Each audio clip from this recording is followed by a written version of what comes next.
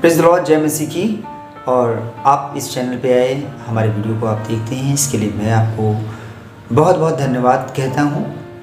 और हमारे और आपके जीवन से आसमान के खुदा की महिमा हो। आइए कलाम में आते हैं। अगुवाई और रक्षा के लिए प्रार्थना, भजन संहिता 25 चैप्टर्स। अगुवाई का मतलब होता है कि कोई हमारे आगे आगे हमको रास्ता दिखाए। और रक्षा के लिए प्रार्थना यानी कि बहुत सारी चीज़ों से मैं लड़ लेता हूँ, बहुत सारी चीज़ों को जो मैं देखता हूँ कि ये ठीक नहीं है, उनसे मैं अपनी सुरक्षा कर लेता हूँ, रक्षा कर सकता हूँ। लेकिन बहुत सारी ऐसी बातें हैं जो हमारी दृष्टि या हमारी आंखों से विजिबल नहीं है, दिखाई नहीं देती। तो वहाँ से मैं कैसे रक्षा करूँगा? जैसे बीमारी कब आएगी हमें दिखती नहीं है, कोई ऐसी परेशानी का वक्त जो आने वाला है उसे हम नहीं देख सकते हैं। तो इन सब चीज़ों के लिए हमें अपने आसमान के खुदा पर निर्भर रहना ही ज़रूरी है। और वो हमारी अगुवाई और जब वो रक्षा करता है तभी हमारी इन सब चीज़ों से सुरक्षा हो सकती है और हम सुरक्षित हैं। पहला कलाम कहता है 25वां अध्याय, हे यहोवा, मैं अपने मन को तेरी ओर उठाता हूँ। दूसरी आयत कहती है, हे मेरे परमेश्वर, मैंने तुझी पर भरोसा रखा है, मुझे लज्जित होने ना दे, मेरे शत्रु मुझ पर जय जयकार करने ना पाएं। और तीसरी आयत कहती है कि वरन जितने तेरी बाट जोहते हैं उनमें से कोई लज्जित ना होगा, परंतु जो अकारण विश्वासघाती है वे ही लज्जित होंगे। पहली बात तो हमें अपने जीवन की अगुवाई के लिए अपने आसमान के खुदा पे निर्भर रहना बहुत ज़रूरी है।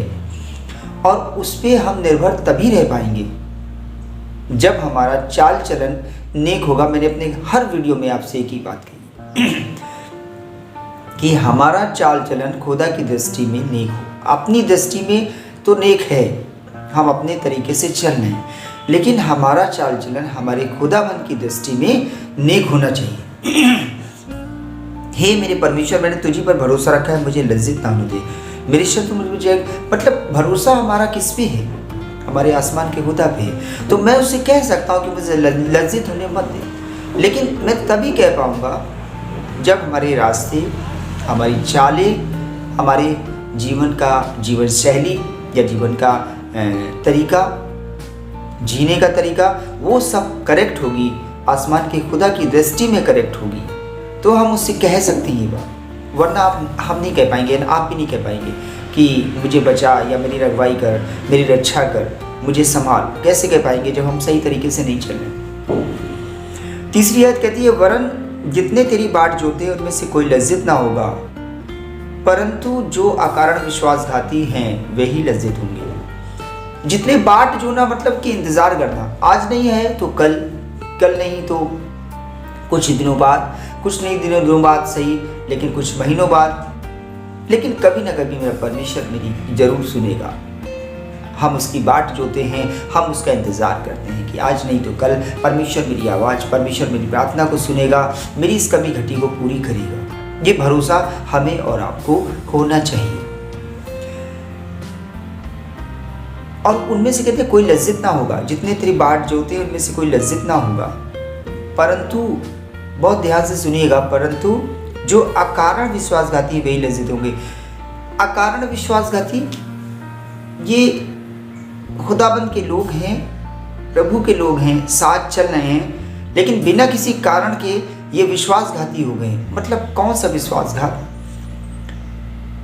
वो काम जो हमें खुदा की दृष्टि में उचित नहीं है, जो लज्जित करते हैं, जो आसमान के खुदा की आत्मा को शोकित करते हैं। वो काम जब हम करते हैं तो हम अकारण विश्वासघाती हैं। जितनी जल्दी इस बात को हम समझ लेंगे।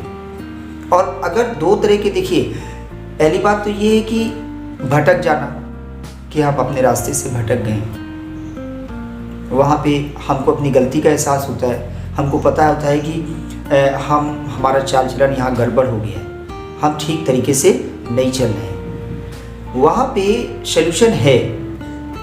जब हम अपने घुटने टेकेंगे, अपने दोनों हाथों को आसमान में उठाएंगे, आसमान की तरफ उठाएंगे और उससे क्षमा मांगेंगे, तो सल्यूशन है।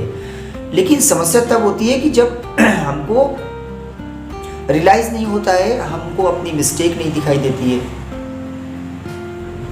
हमें लगता है कि चलो ठीक है, सब चलता है, थोड़ा बहुत चलता है, या ये जीवन शैली चलने दो ऐसे ही, अब भी थोड़ा ऐसे भी चलेंगे, थोड़ा ऐसे भी चलेंगे, ये ऐसे से जो हम चलते हैं, या हमको अपने सिर नहीं दिखाई पड़ते हैं, हमको अपने पाप नहीं दिखाई पड़ते हैं, हमको अपनी गलती नहीं दिखाई पड़ती है, हमको वो काम नहीं दिखाई पड़ते हैं जो आसमान के खुदा की आत्मा को शोकित करते हैं, वो सारी चीज़ों को हम देख नहीं पाते हैं, क्योंकि हमारी चाल अब करेक्ट नहीं है। जब हमारी चाल करेक्ट नहीं होगी तो हम बहुत सारी चीज़ों को नहीं देख पाएंगे। वो दृष्टि जो जिसकी मैं बात कर रहा हूँ वो तब होगी, जैसे पौलुस कहता है मेरी दृष्टि को खोल दे, मेरी वो आत्मा की दृष्टि को खोल दे, जिससे कि मैं तेरे अद्भुत रहस्यों को समझ सकूं। वो ज्ञान मुझे चाहिए, लेकिन तभी तो हम समझ पाएंगे जब परमेश्वर हमें अपना रास्ता दिखाएगा। और वो हमें अपना रास्ता कब दिखाएगा जब हम वो काम करेंगे जो उसकी दृष्टि में उचित है। यानी कि गलती हो गई है तो हम उससे अपनी गलती माने और उससे बोले कि परमेश्वर मेरे पिता, मुझे अपना रास्ता दिखा, मैं नहीं मैं सही तरीके से चल नहीं पा रहा हूँ, मुझे ले चल, मेरा हाथ पकड़ के चला, मैं गलती कर रहा हूँ, मैं मिस्टेक कर रहा हूँ, मैं बार बार मिस्टेक कर रहा हूँ, लेकिन तू मुझे संभाल। इस कंडीशन में जब हम इस तरह के जीवन को चलेंगे, क्योंकि मैं श्योरिटी नहीं दे सकता हूँ कि 100% हम हमेशा करेक्ट होंगे, कहीं ना कहीं हमसे गलती होगी, उतार चढ़ाव आएगा। तो ये सारी चीज़ों को देखते हुए उसके बाद देखिए चौथी जो आयत है इसमें, हे यहोवा अपना मार्ग मुझको दिखला, अपना पथ मुझे बता दे।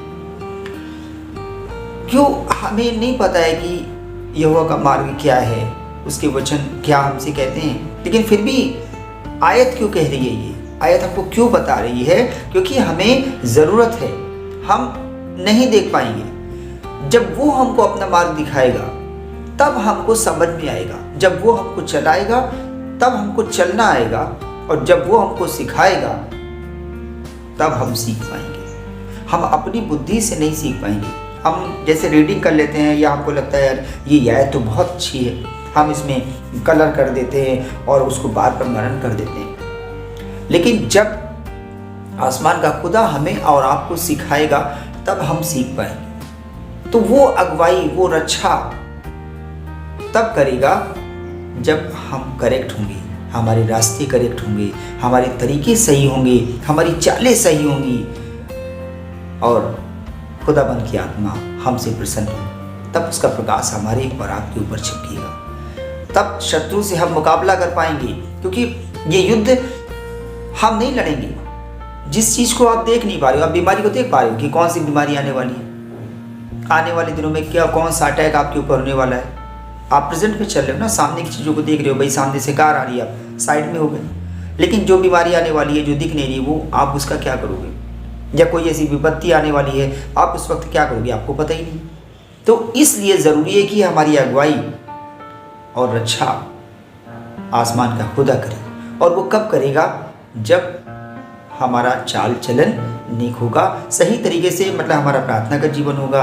हम समय तो खुदावंद के साथ बिताइए ना, हमारे पास समय होना चाहिए। ये नहीं चलता है कि नहीं, आप तो देख रहे हैं पिता परमेश्वर की, मैं कितना बिजी इंसान हूँ, मुझे सुबह से लेकर शाम तक समय ही नहीं मिलता है। थोड़ा सा समय मिलता है, 1-2 मिनट हम प्रार्थना कर लेते हैं, 2-4 मिनट पढ़ के सो जाते हैं, सुबह उठ जाते हैं, थोड़ा सा परमेश्वर को धन्यवाद दे लेते हैं, बस उसके बाद फिर अपने काम काज में बिजी हो जाते हैं। सारा दिन हम अपने सांसारिक कामों को कर लेते हैं। लेकिन आपको सच बताऊं, जब बिस्तर पर लेट जाएंगे हम और आप,